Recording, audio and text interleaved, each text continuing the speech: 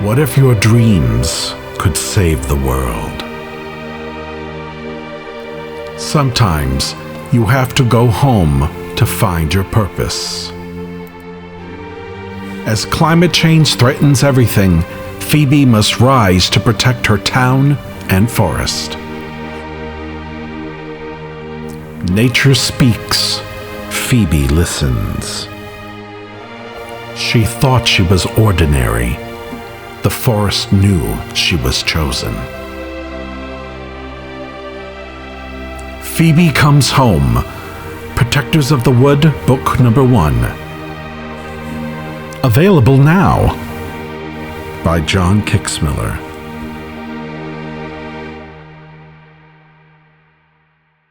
The Protectors of the Wood Adventure Series.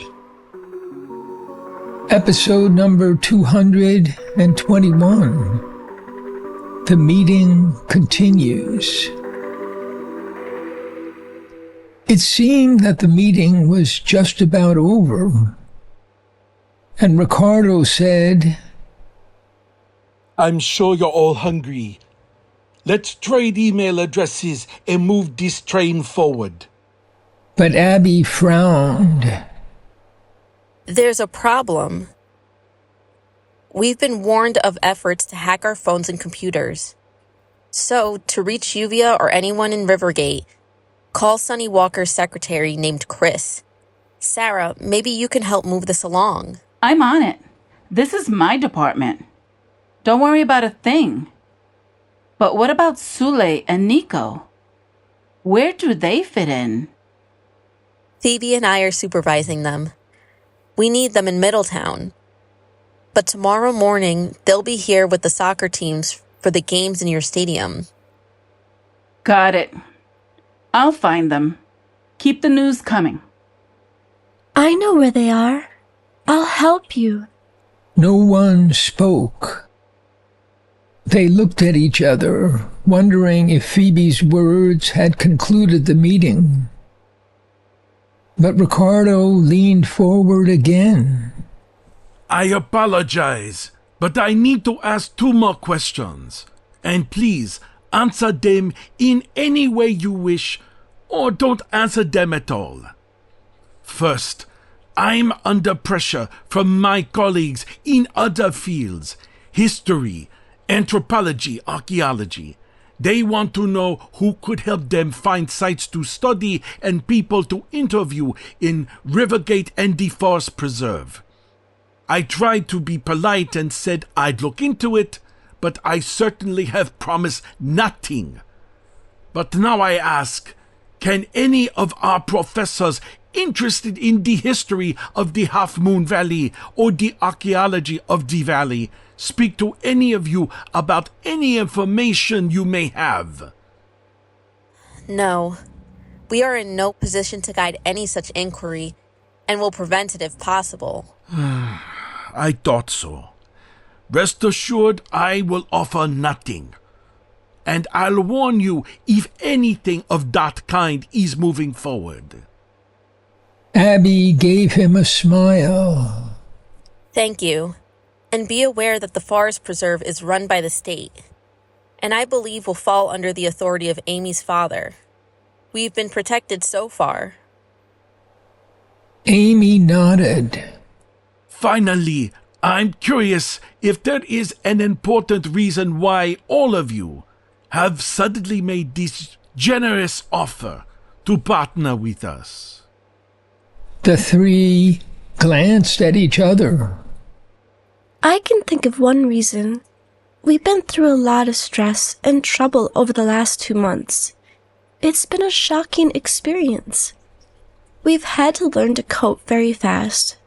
Abby was thinking. Go for it. Tell them. We've tried to do things that are really quite ordinary, like build a community around the stores in our town. Other activities that people might like, especially for teenagers. These are things I grew up doing, things I considered normal, like having festivals, music concerts, a soccer league, and listening to our local minister and supporting the mission of the church.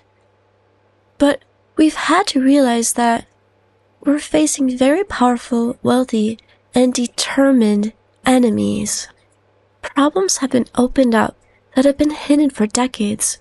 We've had to fight for basic community goals. Freddie has seen some of this. What Sara called the mysteries of Middletown have risen around what I used to consider ordinary small town events. Assume it is too late. Assume the forest burns and turns to grass. Assume the glaciers melt and turn to flood. Assume the tundra thaws and turns to heat. Grieve, of course. Collapse. Heave with the hurt, the way you did for the first death you understood as permanent. But then get up. We have all always been mortal, but we still hold a life well lived, as one that loved and grew until the end. It is not too late to turn over lawns for food and flowers, to keep bees, gather honey, cook it all up in the street and ladle it to the flooded out, fire-chased, unemployed, downcast, teach each other songs, tell each other stories of what was lost.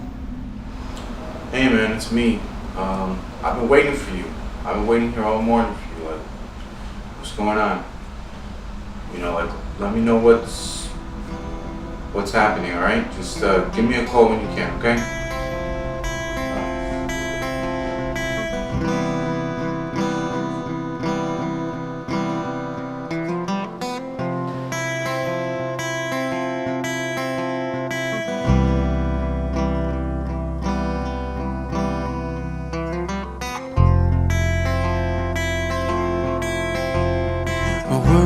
Closing in on me.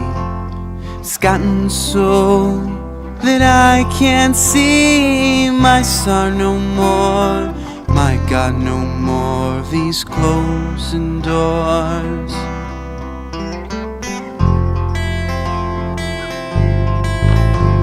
I don't know what to say, but my thoughts, they won't play like they used to in my mind. And I sit here and sigh, just wasting my time.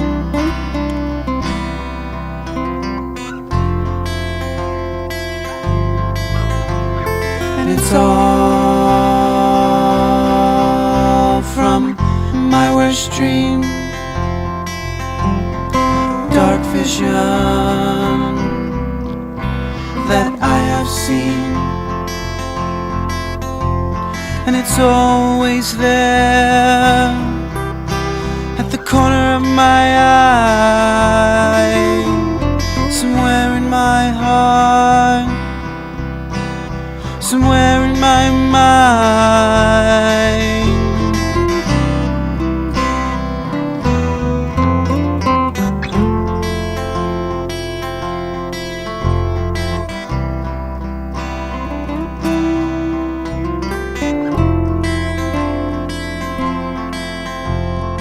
World's closing in on me. It's gotten so that I can't see my star no more. My God, no more of these closing doors.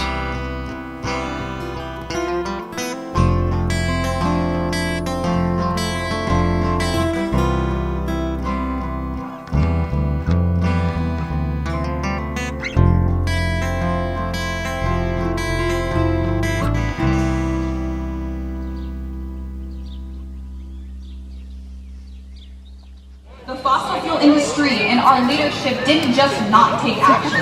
I get very annoyed when people say inaction, because inaction implies that they're doing nothing. When in reality, our leaders in the fossil fuel industry is actively making the climate crisis worse, actively polluting and actively killing people. And we need to call that destruction what it is.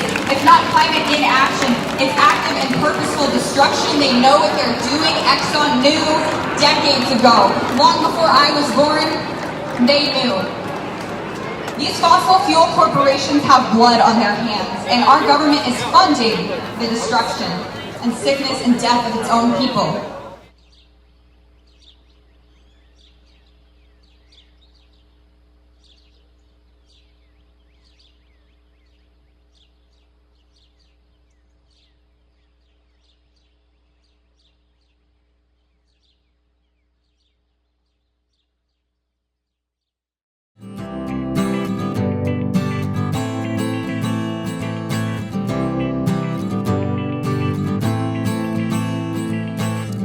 Billions of living things are everywhere around.